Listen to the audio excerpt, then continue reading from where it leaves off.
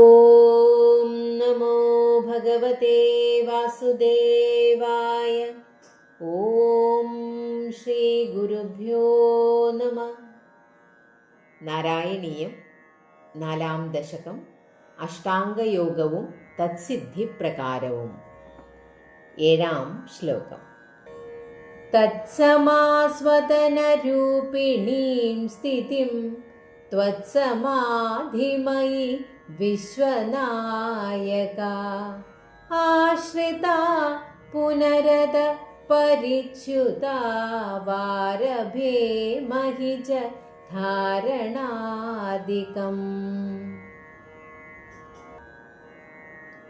വിശ്വത്തിൻ്റെ നായകനായ അല്ലയോ ഭഗവാനെ, ബ്രഹ്മാനന്ദത്തിൻ്റെ സ്ഥിതിരൂപമായ അവിടുത്തെ സമാധിയെ ആശ്രയിച്ചവരായ അടിയങ്ങൾ അതിൽ നിന്നും വ്യതിചലിക്കപ്പെട്ടു പോയാൽ തന്നെ വീണ്ടും ധാരണാദിയായവകളെ ആരംഭിച്ചു കൊള്ളാം. 8-ാം ശ്ലോകം. യുദ്ധമഭ്യസന നിർഭരോല്ലസത്വത്പരാത്മസുഖ കൽപ്പിതോത്സവാ മുക്തഭക്തകുലമൗലിതാം ഗതാ സഞ്ചരേ മശുക നാരദാദിവത്.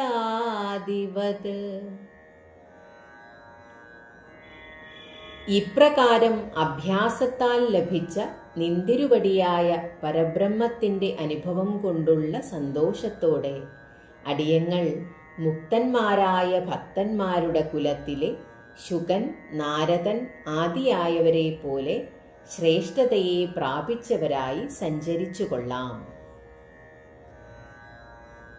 9-ാം ശ്ലോകം.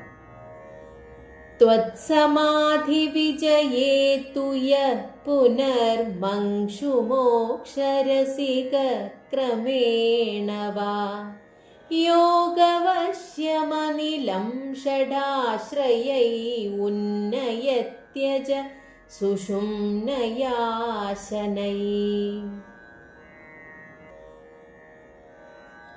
അല്ലയോ അജനായ ഭഗവാനെ, അതായത് ജനനം എന്നൊന്ന് ഇല്ലാത്ത ഭഗവാനെ, അവിടുത്തെക്കുറിച്ചുള്ള സമാധിയിൽ വിജയിച്ചു കഴിഞ്ഞാൽ ഒരുവൻ ഉടനെയോ ക്രമേണയോ മോക്ഷതത്പരനായി മാറി യോഗ പരിശീലനത്താൽ വശത്താക്കിയ പ്രാണവായുവിനെ 6 ആധാരങ്ങളോടുകൂടിയ സുഷുമ്നാനാഡിയിൽ കൂടി മേൽപോട്ടുയർത്തുന്നു.